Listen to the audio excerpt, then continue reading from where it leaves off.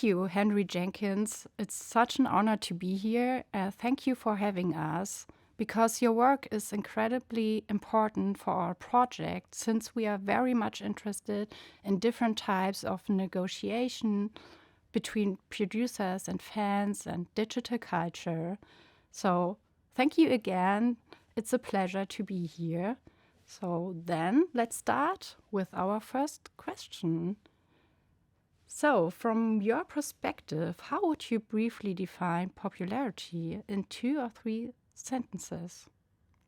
Well, I tend to fall on Stuart Hall's definition, right? Which sort of I also see it as through the lens of John Fiske. So Fiske makes a distinction between mass culture and popular culture. Right. Right? And mass culture is culture that's mass produced, mass marketed, and mass consumed. And popular culture is what we do with it once it enters our lives. So the song on the album or on the top 40 station is mass culture. The song that when I sing it in the shower becomes popular culture because I've integrated it into my life world. And to me, that's the essence. We can take that back to Stuart Hall and his notion that popularity is different from popular culture. That popular culture is the culture of the popular, the public, the people's culture. And it may predate mass culture or it may not. So I use the term participatory culture to connect back to folk culture.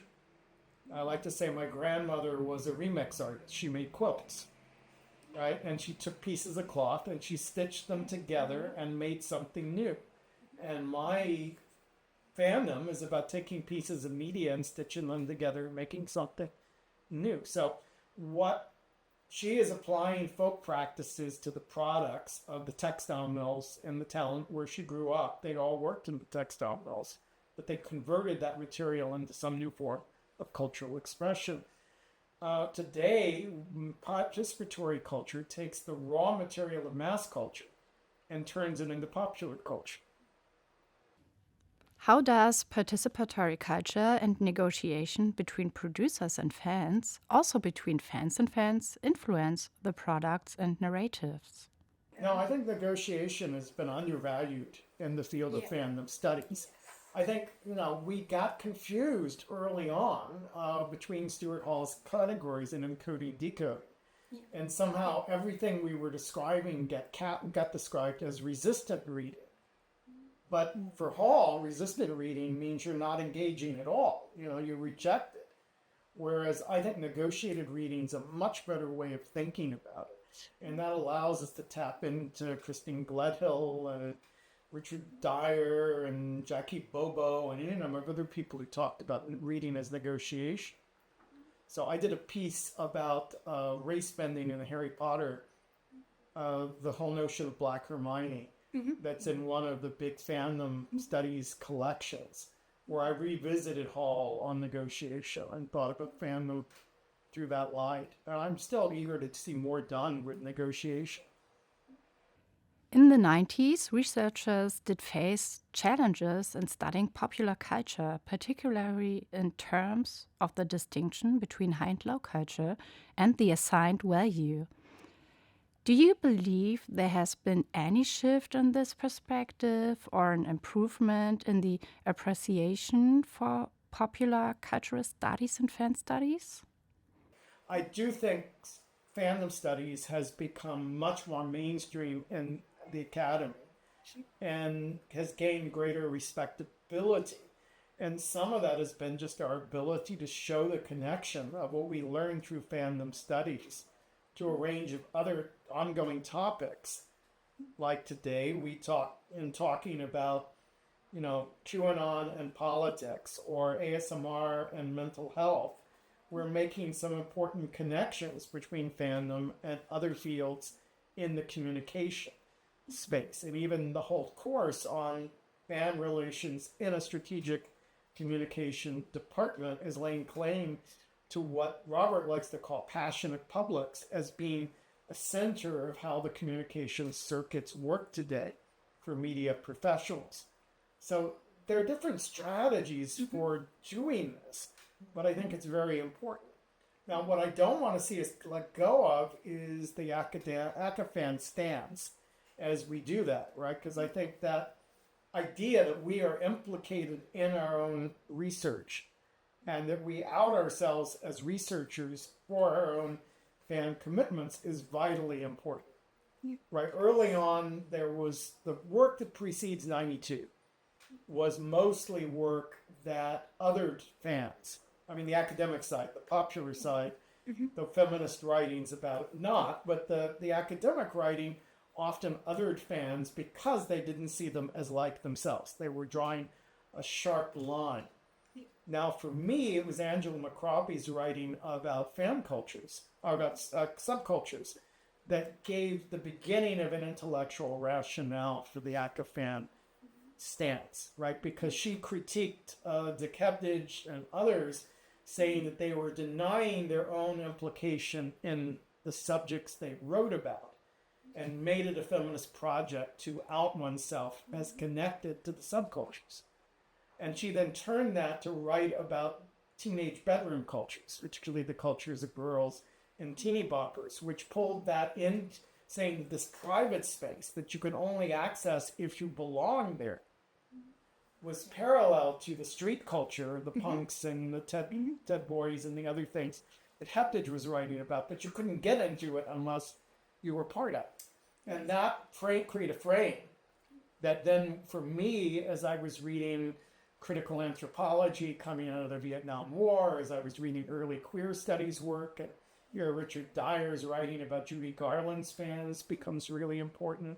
As you're reading feminist standpoint epistemology, and Linda Alcoff, who's really an important standpoint philosopher, was a classmate of mine as an undergraduate. And we knew each other back then, and then we reconnected in recent years around the connections between our work. So for me, we didn't have the vocabulary at the time to think of the acafan stance as a standpoint epistemological place. But it is. It's embedded perspective.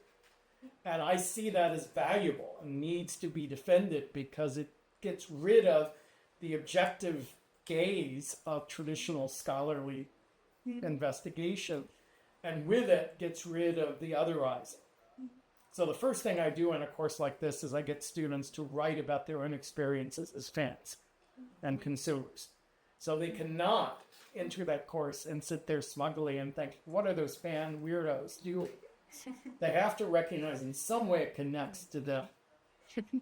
And these autobiographical writings are really very powerful, and I'm able to sort of tease out some of the theoretical strands of the course and responding to that paper. And they write it like the first week, very quickly before we've exposed them to much other ideas, and then we build on it throughout the semester.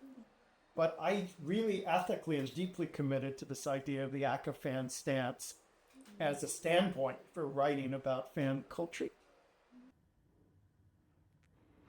How would you characterize the distinction between high and low culture in contemporary terms?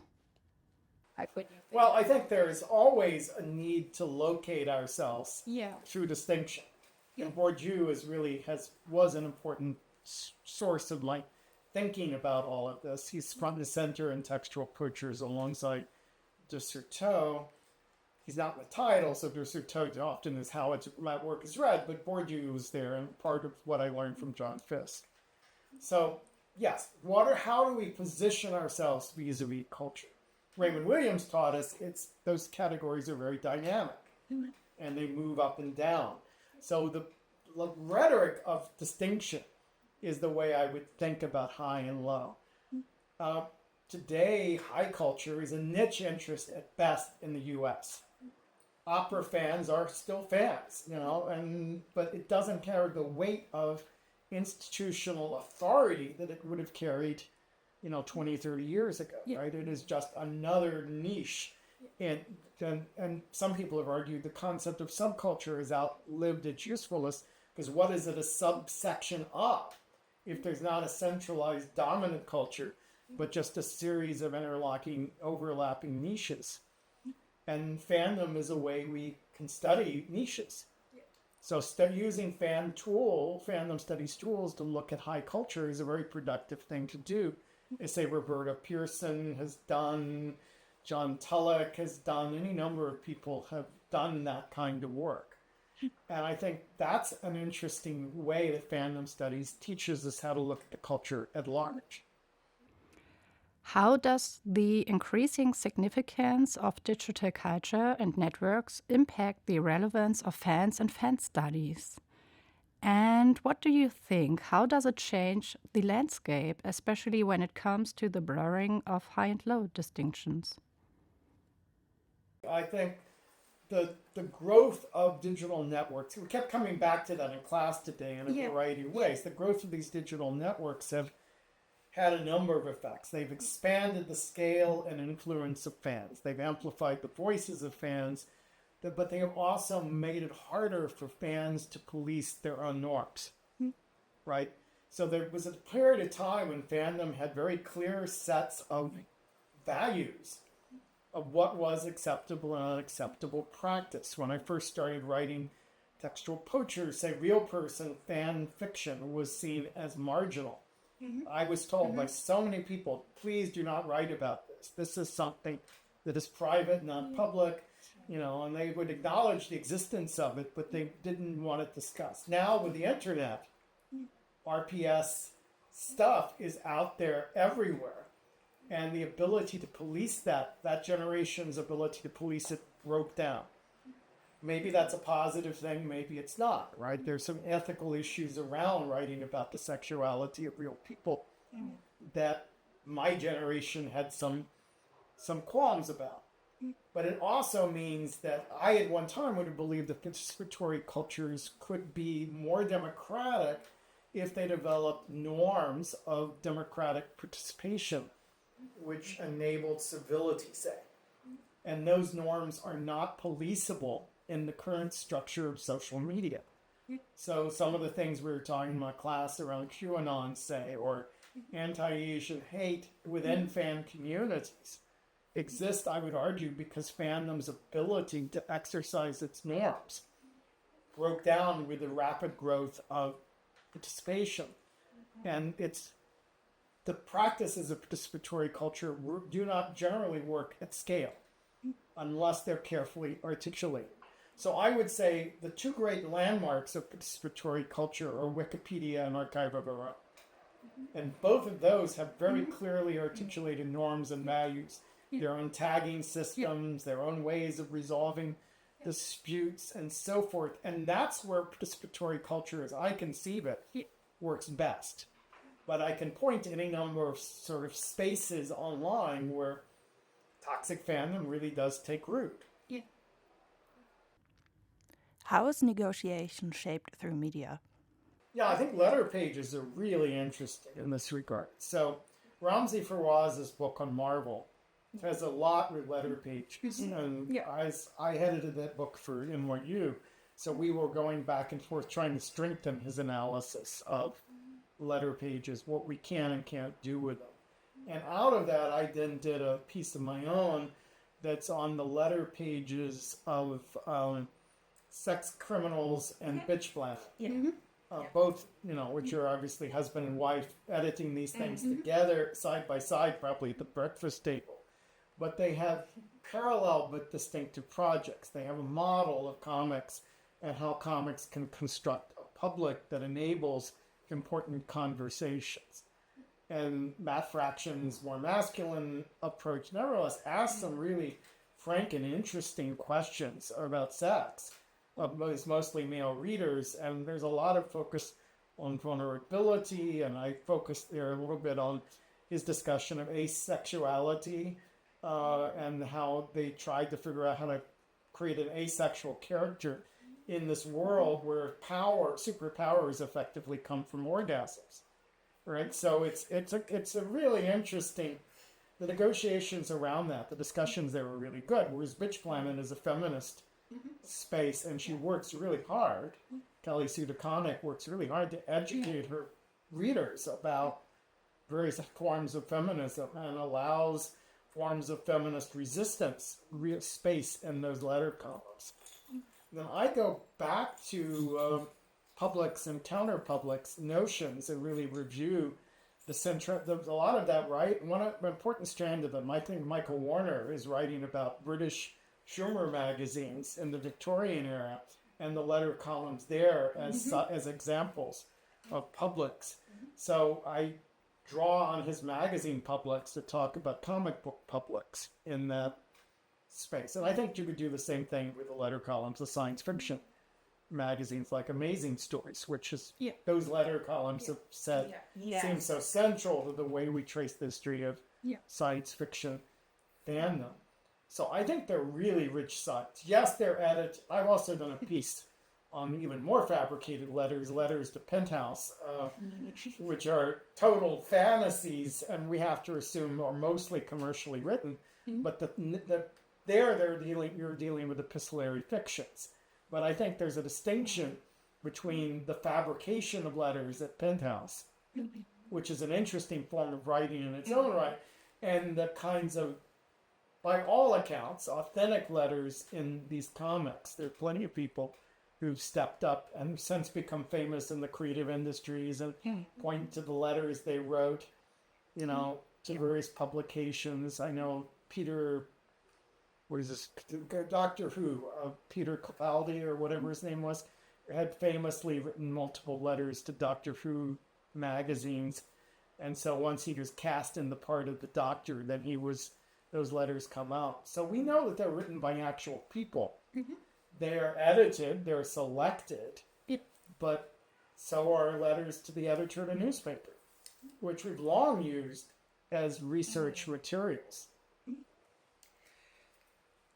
That is interesting when it comes to your course today, like producers and fans, because the letter pages are kind of gatekeep. Yes. I would say. They were And we need to describe that gatekeeping process as best we can, but acknowledge it exists, but it still doesn't invalidate that something interesting is going on in those letters discursively. They also try to, to give a direction with the letters, I would say. For example, I've looked at very critical Superman comics, which depicts the Holocaust. Yes. And they didn't print letters where fans said, oh my God, that wasn't okay how you depict it. Instead, they choose the ones who were positive. Yeah, you would expect that. Yeah. What's interesting and what Fawaz finds in the Marvel comics in the 60s is that there were very strong counter letters being published. And the same is true with Bitch Planet and Sex Criminals, that they actually do allow critical voices and address them. Sometimes that fraction goes on for pages and pages, address its own critics. Yeah. Negotiation is important, especially in long-running series. Would you say that now, with the technological development and the progressive digitalization, the producers have more opportunities? Yeah, I think so, up to a point. Yeah. Right? I mean, the creative industries still are industries. They're governed by economic logics. So if you're going to bring about a change, you have to make your argument in economic capitalist terms, working with the creative industry. Doesn't mean you can't negotiate and change things.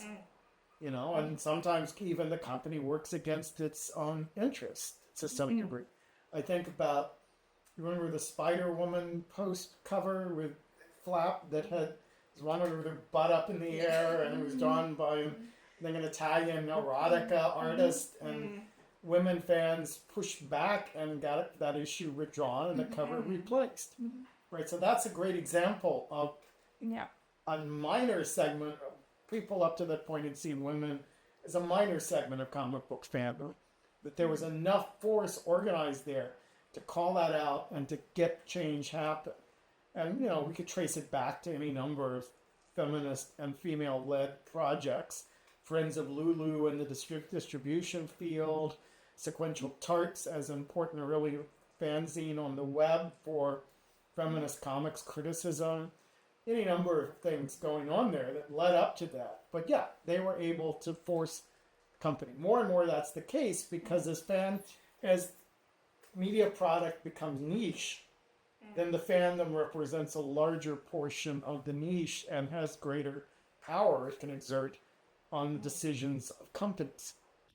How significant is the role of metrics and numerical indicators in measuring popularity?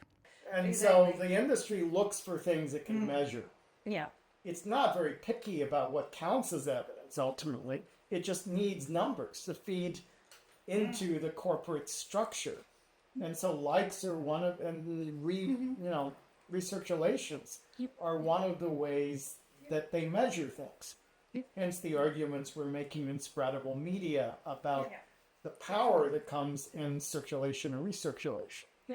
Are there more opportunities for participatory culture nowadays, especially when it comes to digital media? There are more opportunities to participate, more tools for participation, more social structures for participation.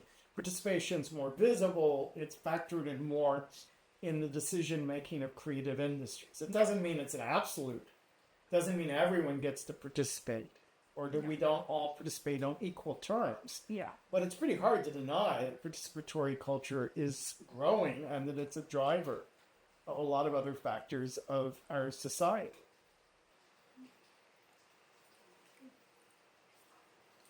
Then thank you. Thank you. Oh, sure. Thank you. I'm totally happy. I'm so excited you're doing this work. I always enjoy meeting new people in the space and learning about what you're doing. Yeah.